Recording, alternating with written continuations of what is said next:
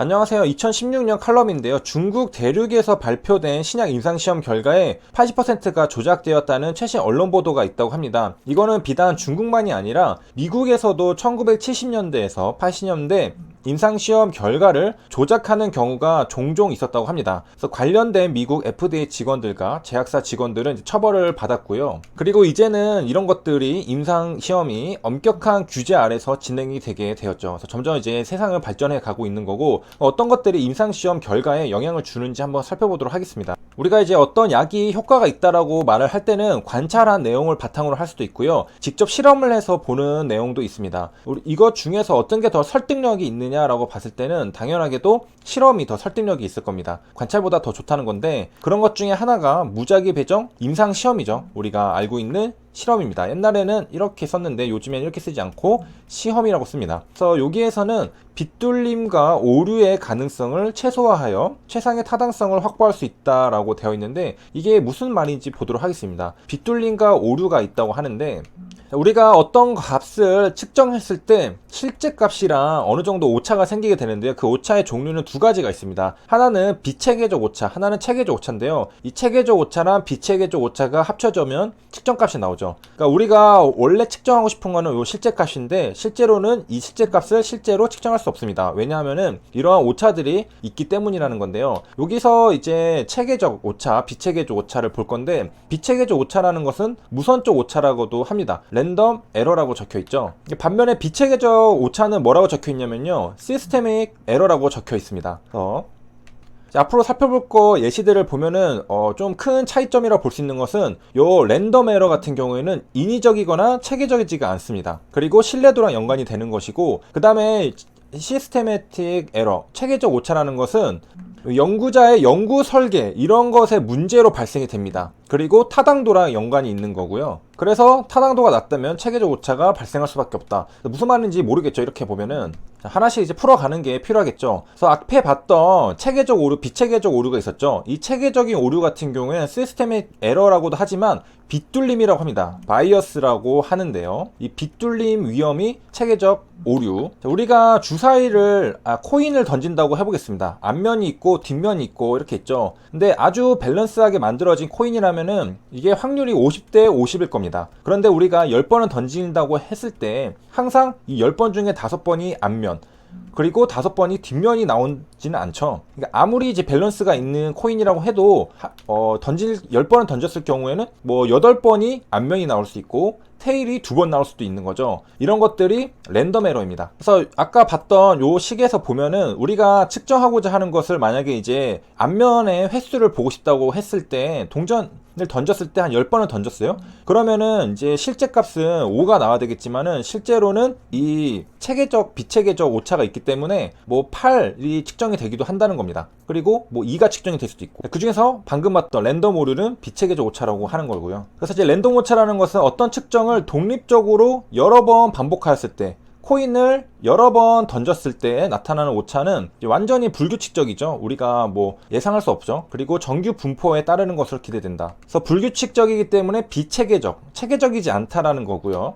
그래서 불규칙적이라는 것은 특정한 형태나 방식이 없이 발생을 한다는 거죠. 우연적으로 발생하는 오차입니다. 뭐 예를 들면 이런 게 있겠죠. 1초도 안 되는 아주 짧게 자극을 주는데 그거에 대해서 반응을 해야 되는데 이 피험자가 순간적으로 눈을 깜빡아 버렸어요. 그래가지고 반응을 못했습니다. 이럴 때도 오차가 발생할 수 있겠죠. 그 다음에 피험자가 지시문을 잘못 이해해서 엉뚱한 답을 하는 것도 오차. 우리가 뭐 100%로 다 맞출 수 있는 거 아니잖아요. 실수를 할 수가 있습니다. 이런 오차들. 이런 오차들은 딱 느낌이 오는 게 개별적으로 통제를 하기가 어렵죠. 이런 눈 깜빡이는 것들 통제하기 힘들죠. 그렇기 때문에 이제 개별적으로 통제하기보다는 피험자들을 뭐 예를 들면은 동질적으로 구성함으로써 이런 영향을 좀 줄여보는 그런 방식을 사용합니다. 자, 그래서 이제 비체계적 오차, 랜덤 에러는 뭐 대충 알았습니다. 그럼 체계적 오차는 과연 무엇일까?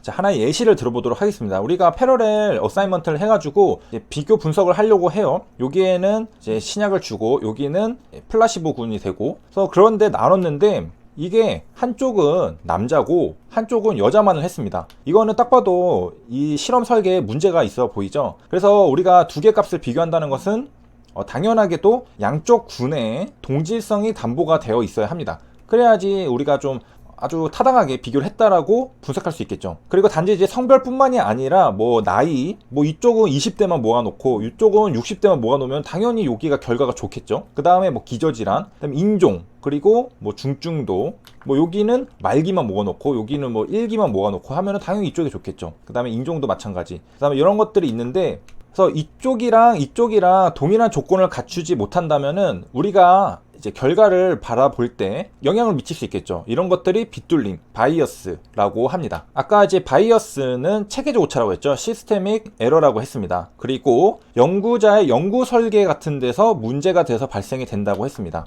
그리고 저 시스테믹 에러는 내적 타당도를 저해를 하는 것입니다. 내적 타당도란 뭐냐면은 이게 어떤 결과가 나오잖아요. 종속 변수가 결과 나왔다. 예를 들면 OS가 개선이 되었다, PFS가 개선이 되었다. 이런 결과가 독립 변수에 의한 것인지 다른 원인으로 인한 것인지를 판별하는 게 내적 타당도입니다. 그러니까 논리적 인과관계의 타당도. 예를 들면은 이게 OS가 개선이 됐는데 사실은 남자한테 잘 먹히는 약이었다, 여자한테는 좀 덜 먹히는 약이었다. 그러면은 한쪽은 남자만 해놓고 한쪽 여자만 해놓으면은 여기가 당연히 좋잖아요. 이거는 약에 의한 게 아니라 요 다른 원인, 남자 여자 성별에 따라서 이렇게 결과가 달라진 거니까 이건 독립 변수에 의했다고 볼 수가 없겠죠. 일단 처음 설계부터가 잘못된 겁니다. 그리고 내적 타당도가 떨어지는 설계고요. 여기서는 이제 뭐 그렇게 중요하지 않지만 외적 타당도는 뭐냐면은 결과가 일반화될 수 있느냐 정도를 나타내는 겁니다. 그래서 임상 결과를 한 다음에 이게 다른 사람들한테도 전부 다 효과가 있을까? 일반화될 수 있을까? 라는 게 그 외적 타당도입니다. 자, 우리가 앞에서 봤던 성별로 인해서 이제 따로 구별하는 거, 그런 것들을 셀렉션 바이어스라고 합니다. 선택 빗둘림이라고 하는데요.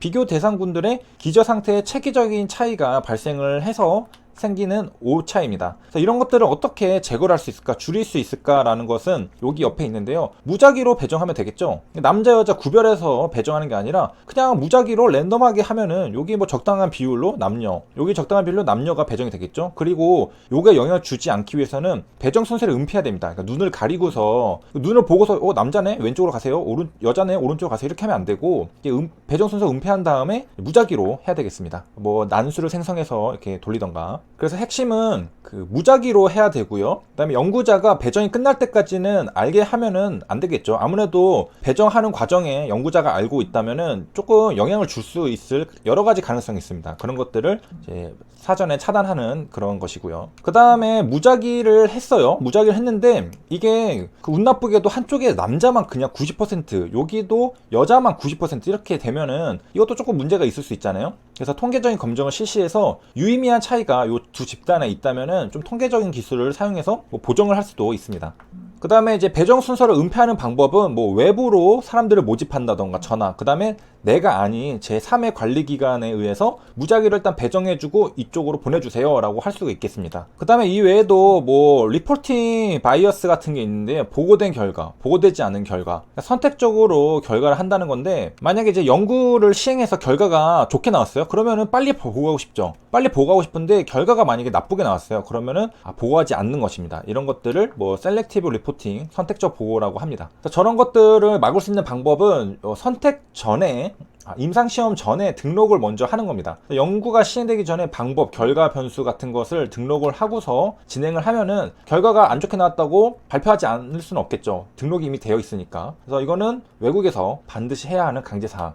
그래서 한국에 같은 경우에는 임상시험 등록을 하려면 외국 운영하는 사이트, 우리가 많이 들어가는 clinicaltrials.gov, 여기에 등록을 해야 합니다. 그래서 이 보고 빗둘림 같은 경우에는 클리니컬 트라이얼스에 등록을 한다, 그런 걸로 또 차단을 할 수가 있고, 그 다음에 이제 우리가 임상시험 할 때 더블 블라인드를 하는 경우가 많은데요. 더블 블라인드는 왜 하냐라는 것을 봤을 때, 이게 환자는 몰라도 연구자가 알 경우에는 환자에게 약을 주면서 이거는 꼭 드셔야 합니다 라고 하면서 굉장히 좋은 약이라는 것을 어필할 수도 있거든요, 연구자가. 왜냐? 임상 결과 잘 나와야 되니까. 그렇기 때문에 연구자도 모르는 상태로 이게 지금 비타민C인지 신약인지 알게 못하게 그렇게 해야 하는 거죠. 왜냐? 환자가 내가 먹는 게 가짜 약이구나 라는 것을 눈치채게 된다면은 이거는 뭐 심리적으로든 어떤 영향으로든 연구 결과 값에 영향을 미칠 수가 있습니다. 그리고 어떤 환자는 내가 신약을 먹고 있구나 라고 하면서 낫을 가능성이 있어, 내가 낫을 수 있어 라고 생각할 수가 있기 때문에 더블 블라인드를 하게 됩니다. 그래서 뭐 호손 효과라는 게 있는데요. 연구 참여는 자신이 뭐 실험 대상이라는 것을 인지하게 돼 참가자의 건강 행동에 변화가 발생하는 뭐 정보 바이어스, 자, 이런 게 있다는데, 이런 것들이 모두 다 이 내적 타당도를 낮춘다는 겁니다. 내적 타당도는 다시 한번 독립 변수의 영향만을 정확하게 측정하고 있는가를 나타내는 지표입니다. 그러니까 신약의 효과가 아니라 심리에 영향을 줘가지고 영향이 있다면은 이건 심리로 인한 차이지 신약으로 인한 차이가 아니잖아요. 그렇기 때문에 이런 내적 타당도를 낮출 수 있는 것들은 최소한으로 줄여야 되겠습니다. 그래서 연구 설계가 실제 연구하려는 바를 정확하게 측정하는가, 중요한 거는 신약이 그리고 플라시보군이랑 이 차이로 인해서 결과의 차이가 나오느냐, 그거를 보는 게 중요하겠죠. 뭐 예를 들면 성별의 차이, 이거는 아니죠, 우리가 보고 싶은 게. 그리고 심리의 차이, 이런 것들도 아니겠죠. 그래서 이제 마지막 정리하면은 측정값은 실제 값에 오차 2개가 더해진 거라고 보면 되는데요. 이 체계적 오차라는 것은 우리가 방금 봤던 그 연구자 연구 설계 같은 데 문제가 되는 내적 타당도를 낮추는 뭐 성별의 차이 같은 것들을 말하게 되는 거고, 그 다음에 이제 여기 비체계적 오차 같은 경우에는 주사위 던진 거를 생각하시면 됩니다. 그래서 여기까지 시청해주셔서 감사합니다.